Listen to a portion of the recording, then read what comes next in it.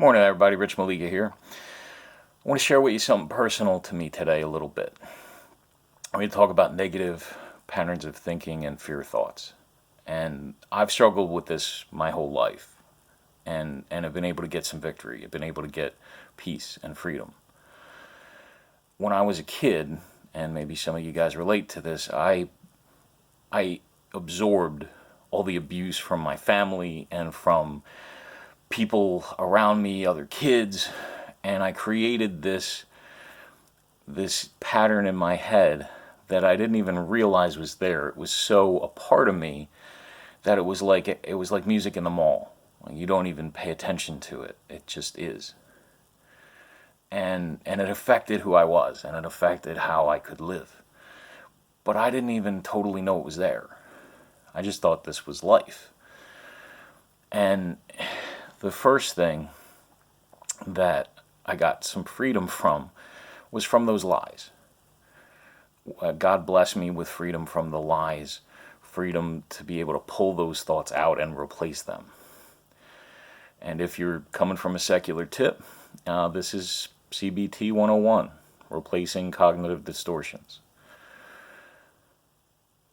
When I got freedom from that, and I started to, over years live the life I wanted, I started to get these other fear-based thoughts. Where I got married, and my wife would go to the store, and I would have all these horrible, intrusive thoughts about her getting in a car accident, her getting shot in some violent situation she wandered into by accident, and it felt real to me. I didn't believe it was true, but it was a reality in my emotions and in my mind that I struggled with, and because it intruded into me. So there are a few things that helped me to get some freedom from these. One is, for some of the thinking, pulling them out and just seeing that they even exist. Because like I said, I just took for granted this was life, this was a reality. The Bible says, hold captive every thought. We need to pull those thoughts out. For me, bringing that to prayer, bringing that to God. What is a lie here? What is the truth? Help me. Help me have freedom from this. And then moving into replacing them.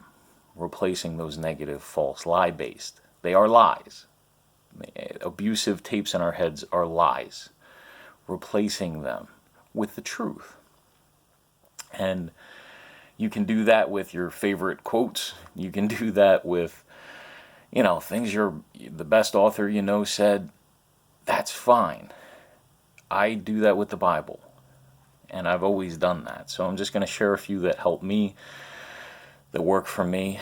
My belief is that there's power behind them, that there's God behind them. But whether you believe that or not, I would just submit to you these are better ways of thinking that help live a life free from this kind of oppression.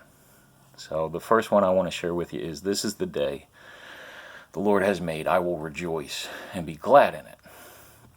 If I'm too caught up in yesterday, then it's just draining me of today. I've seen guys at the bar talking about 30 years ago every day. They're living there.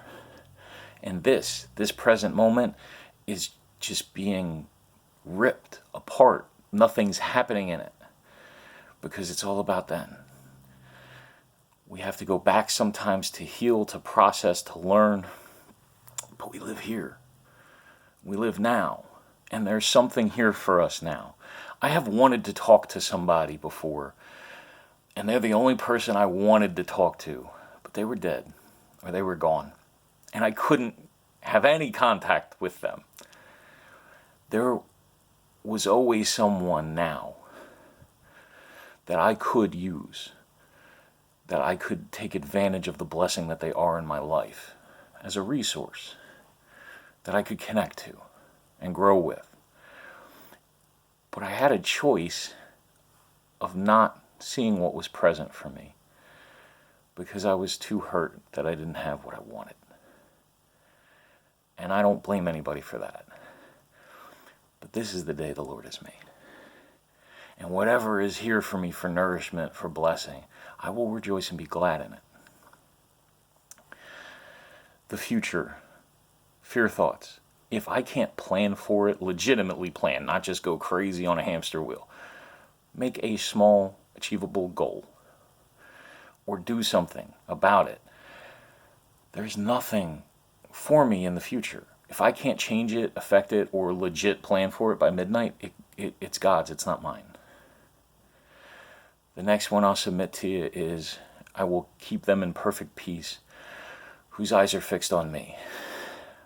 I focus on God, not the problem. I focus on the solution, not the problem. That doesn't mean I don't see it. It doesn't mean I don't plan for it. But I keep in mind my strength. I keep in mind the thing that gives me life, because I can lose my power in just ruminating on the problems, on ruminating on the injustice, on ruminating on the potential horrors.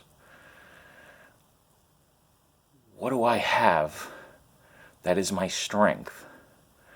And what can I do with my renewed strength to affect helping someone, healing someone, loving someone, being positive in this world, making positive changes in my life? What is the solution? For me, it's God, and then it's doing God's will in my life. And God's will in my life is to love my God and to love my neighbor as myself.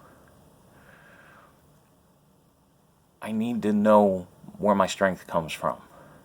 I need to keep my eyes on my compass.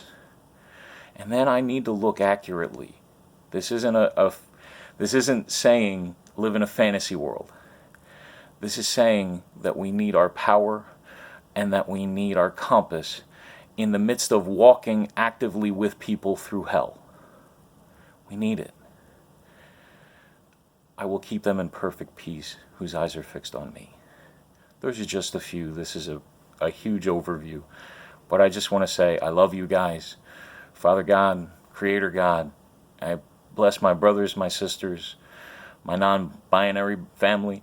Lord, bless us today that we can walk in your ways, that we can be submitted to you, and that we can live out your love in this place. Free us from anything that's lie-based. Free us from anything that would steal our joy or our resource. Fill us with your truth and your love. We offer ourselves to you. Amen. Love you guys.